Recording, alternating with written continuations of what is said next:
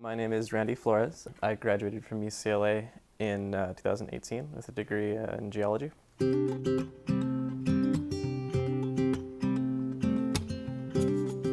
I attribute a lot of my early interest in science to time that I spent when I was younger. A lot with my mom. I was homeschooled for first and second grade, and she spent a lot of time taking my brother and I to different kinds of museums, like the LA Museum of Natural History, nature walks and things like that, where I got interested in different fields of science, just being outdoors. I started attending community college after I graduated from high school. I think it was really when I took my first geology class and got to do some more active field work that I realized that that was a direction that I wanted to go in.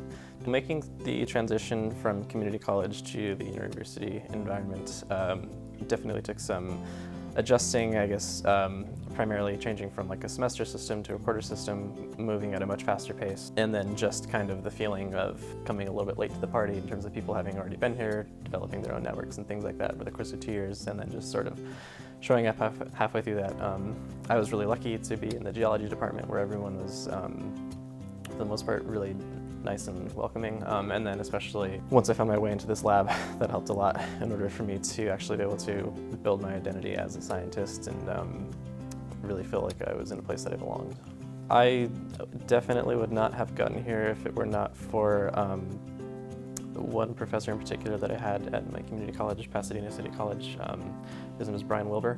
He just encouraged everyone to reach for the farthest limit that you could get to.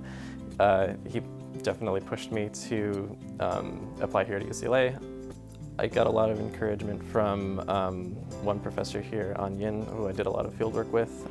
So again, yeah, just being out in the field and working with anyone who is involved with that, you start to develop a relationship with. But and especially, obviously, when I began working in the lab, I think since then my primary mentor has really been Aradhna. Aradhna's kind of like a superhero. She really does everything.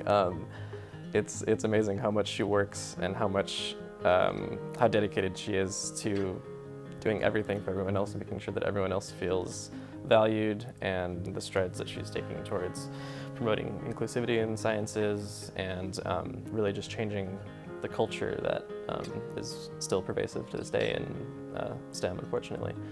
I describe the center as essentially an organization that is promoting the inclusion of underrepresented groups in the sciences, and basically a place where anyone who wants to develop their identity as a scientist can come, and not even just as a scientist. I know that there are people involved in CDLS that are only sort of tangentially involved with what's actually being done research-wise in this lab. But there's still a place for those people to come and get help with anything that they need. So, you see like in the movies, you see kind of the proverbial scientist with the lab coat that looks like a certain type of way, and this is really just a place where you can see that anybody can be a scientist. There's no one right type of way to do it. So I guess since I transferred from community college, I have kind of envisioned myself returning to that at some point to teach. I think that would be my ideal trajectory, to be able to go back and contribute to that environment that really set me up for where I am now. I would love to be able to go back and be a part of that.